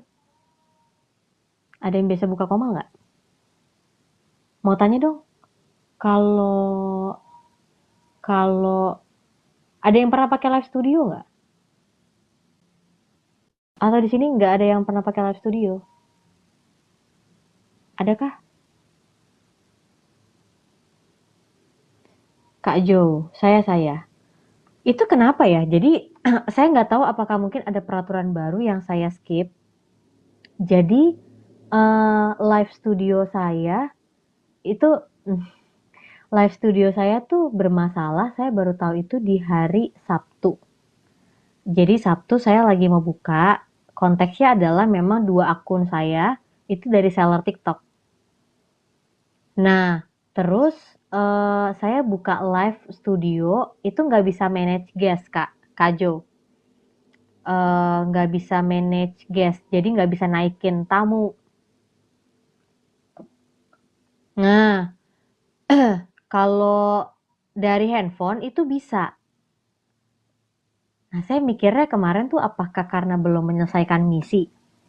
Jadi akhirnya tadi malam saya coba kan, saya live kan, supaya mungkin bisa ini, bisa apa, menyelesaikan misi ya. Saya juga nggak tahu misinya apa, mungkin kohos-kohos gitu kali ya, nggak tahu. Saya juga nggak mendalami banget update-update kayak gitu. Nah, terus ternyata saya cek lagi setelah tadi malam saya co-host sama orang lain, itu kok tetap hari ini nggak bisa manage guestnya, nggak bisa diklik. Jadi ketika saya lagi tanya sama orang yang biasa buka live juga, kata dia settingan dari dual apa tuh, dua layarnya gitu ya. Enggak, saya dari awal portrait, saya nggak ada perubahan. Jadi sebelumnya udah sempat naikin orang, udah biasa aja, normal. Kok tiba-tiba di satu tuh nggak bisa. Terus saya ngeliat dari ada VT belakangan itu memang katanya 12 November ada peraturan baru khususnya untuk afiliator.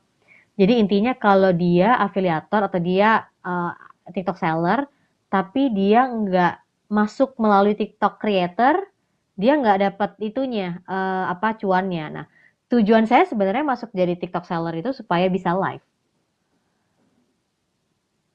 Bingung nggak kak?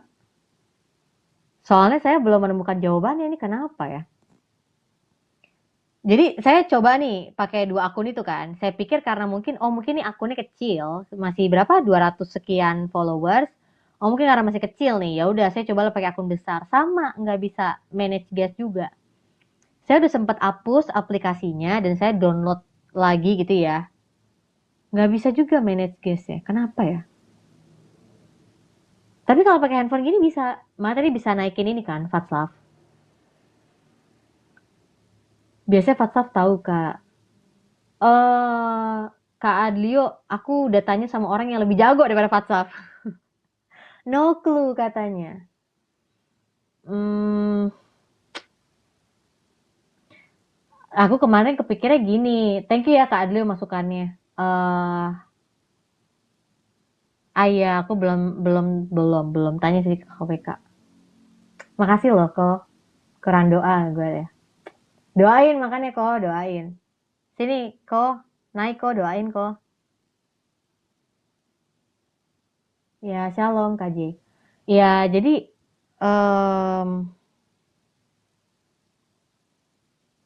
coba saya tanya lagi ya nanti ya. Kalau saya tuh curiganya jangan-jangan dari TikTok sellernya. Halo Kak Jong, aku nggak pernah pakai seller Kak, pakai akun biasa. Oh gitu. Tapi Kak Jo, wait. Oh, iya makanya kemarin katanya Kak Juni gini, katanya Kak Juni, jangan-jangan karena TikTok seller. Oh ya, 8-bit. Jangan-jangan karena TikTok seller. Terus aku kepikir kalau harusnya dari TikTok seller, masalahnya tuh harusnya dari kemarin dong. Dari pertama kali akun itu ada, betul? Tapi kenyataannya enggak. Makanya saya kayak mikir itu kenapa ya? Makanya saya kepikir apa memang ya udah jadinya yang live itu doang, ini doang akhirnya. Kebijakan baru mungkin betul, tapi maksudnya nggak ada announcement gitu loh, kok. Nggak ada announcement gitu loh. Pernah nggak teman-teman ngelepasin ini tautan, maksudnya lepasin ini TikTok sellernya? I mean jadi akunnya biasa aja. Ada ngaruhnya nggak? Saya kepikir mau mau cut ininya nih TikTok sellernya di sini. Tapi tadi saya udah cek, saya bukan akun TikTok seller. Tapi kok ada itunya, ada apanya? Ada kayak shopnya gitu di saya. Berarti kan TikTok seller harusnya ya. Pernah Kak nggak ngaruh harusnya? Harusnya ya nggak ngaruh ya. Oke. Karena tadi kan saya lihat ada yang TikTok buyer mungkin. Enggak kok, itu memang TikTok seller. Ada itunya soalnya ada apa? Etalasenya gitu ya. Nah, bicara tentang itu, tadi saya lihat juga ada yang satu kasih edukasi bahwa pokoknya perbandingan dari akun biasa, akun bisnis yang jadi affiliate sama non affiliate itu sama-sama bisa live streaming. Jadi tiga-tiganya yang normal, bisnis affiliate dan non affiliate sama-sama bisa live. Ya udah, saya coba deh.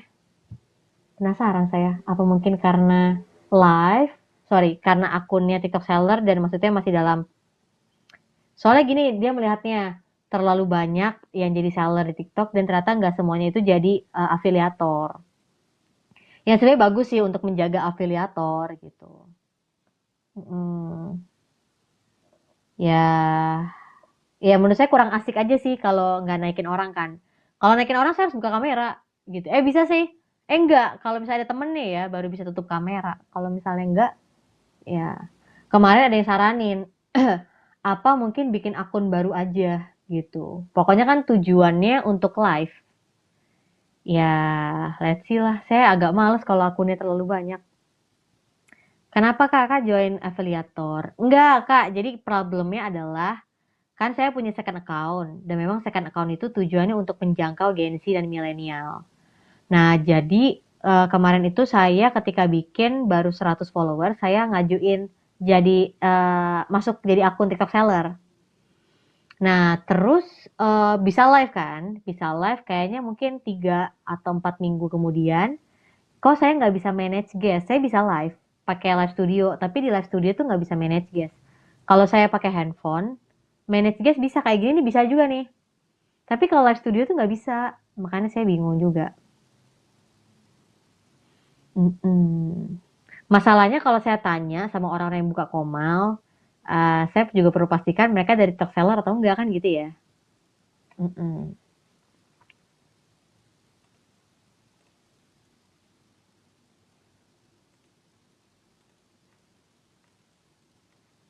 Ya, doakan ya teman-teman semuanya di tanggal 8 ya direncanakan untuk pembagian makanan gratis untuk orang-orang yang membutuhkan. Jadi puji Tuhan ada begitu banyak orang juga yang mau ikut terlibat dalam pelayanan ini. Terima kasih semua yang punya hati untuk bisa bisa membagikan terlibat dalam pelayanan misi ini tanggal 8 November hari Sabtu. Rencana akan dibagikan makanan gratis ya untuk orang-orang yang ditemukan di pinggir jalan. Yang besar ini kena tautan seller juga kak. Iya kak. Karena dua-duanya karena aku pikirnya karena akun pertama kayak gitu, jadi aku coba akun kedua gitu. Jadi makanya aku juga dari tadi nyoba nih ya untuk gimana mematikan TikTok seller ya kan. Jadi kan aku download lagi aplikasi TikTok seller. Terus aku masukin nih username aku kan, email aku. Terus dibilang nggak ditemukan, berarti aku bukan TikTok seller lah ya. Terus ketika aku cek lagi ke setting, lalu ke area mana pengaturan, itu nggak ada aplikasi yang kita harus putuskan gitu ya. Cuma ada kaitannya sama CapCut doang karena saya banyak nyimpen nyimpen data di CapCut itu. Nah, terus kalau kalau yang akun kedua sih memang memang pakai Adobe Seller. Cuma maksud saya kok ngaruh kedua-duanya, Kak Jo, ngerti nggak? Kayak ngaruh kedua-duanya nih. Gak tau lah. Memang mungkin harus kalau buka live pakai live studio ya udah nggak usah invite orang. Kena tautan ada keranjang kuning kak di sini. Iya. Berarti apa saya offin aja ya? Enggak soalnya kan mau nih saya carikan bagaimana melepaskan gitu kan, memberhentikan apa tautan gitu. Terus saya cek sesuai dengan VT-nya gitu, yang di akun ini nggak ada kaitannya. Mana ya? Bingung ya? Ya udah nanti lah pelan-pelan lah. Saya juga rada gaptek nih. Ya, teman-teman itu semuanya sudah hari ini renungannya. Tanya ke Google atau YouTube. Betul, Kak Adlio. Nanti saya pelajarin. Ada banyak sekali yang ada di pikiran saya hari ini. Enggak sih. Sebenarnya saya puji Tuhan banget. Saya lebih, maksudnya dalam tahun ini Tuhan percayakan uh, banyak untuk saya melayani umat Tuhan ya. Memang ada waktu istirahat, ada waktunya kita untuk bisa berkarya, ada waktu kita untuk sibuk. Tapi yang pasti kita bersuka cita karena kita masih dapat kesempatan untuk melayani. Kita masih dapat kesempatan loh Bapak Ibu untuk beribadah, sekalipun ngalamin persekusi, kita masih ada kesempatan untuk kita bisa ini di Komal, ini semua masih kesempatan dari Tuhan. Jadi ya manfaatkan yang ada ya. Login pakai akun kecil terus lepas afiliasi dari akun ini Kak. Login pakai akun kecil terus lepas afiliasi dari akun ini Kak.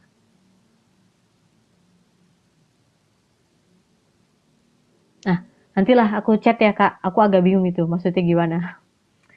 Tapi terima kasih teman-teman semuanya udah membantu. Memang saya kalau untuk area-area itu perlu itu. Akun ini bukan akun utama seller Kakak. Oh. Oh gitu. Oke, nanti saya coba cek. Kita mau berdoa tutup untuk hari ini, di sore hari ini. Oke, kita berdoa. Tuhan, terima kasih untuk di sore hari ini. Kami percaya bahwa kami telah menerima firman-Mu, khususnya kami bahas tentang uh, renungan dari pembangunan tabernakel. Kami belajar bahwa Tuhan begitu detail untuk untuk orang Israel bisa membangun tabernakel ini karena sebagaimana apa yang telah Allah nyatakan kepada Musa di atas Gunung Sinai tentang tabernakel ini, dan Allah mau nyatakan juga kepada orang Israel tabernakel ini sehingga mereka bisa menghargai, menghormati dan menjaga hidup mereka ketika Allah hadir di tengah-tengah mereka. Kami bersyukur bahwa dari hal ini kami mengenal Allah kami adalah Allah yang penuh kasih, Allah yang mau dekat dengan umatnya, Allah yang punya rencana yang luar biasa dalam umatnya. Dan kami juga terima setiap firman kebenaran Tuhan jadi dalam kehidupan kami. Terima kasih Tuhan, kami bersyukur bahwa segala sesuatunya baik. Tuhan izinkan semua terjadi dalam kehidupan kami untuk mendatangkan kebaikan bagi kami yang mengasihi Engkau. Terima kasih dalam Tuhan Yesus. Amin. Amin. Thank you semua Bapak Ibu yang udah gabung di sore hari ini. Terima kasih sudah bergabung. Ketemu lagi besok. Ya, saya ada di pagi hari jam 6. Ya, dan kalau misalnya lagi sempat aja boleh mampir. Kalau misalnya nggak sempat nggak apa-apa. Dan saya juga ada di hari Senin sampai Jumat jam 2 siang untuk bahas renungan dari kitab Keluaran. Tuhan memberkati semua. Ya, Kak Mamat, Pak Ting, Kak Adlio, Kak Jo, dan teman-teman semua, Kak Adi. Siapa lagi yang belum saya sebutin? Ya, semuanya. Tuhan ada beserta kita. Ko JB. Tuhan memberkati semua. Shalom. Bye-bye.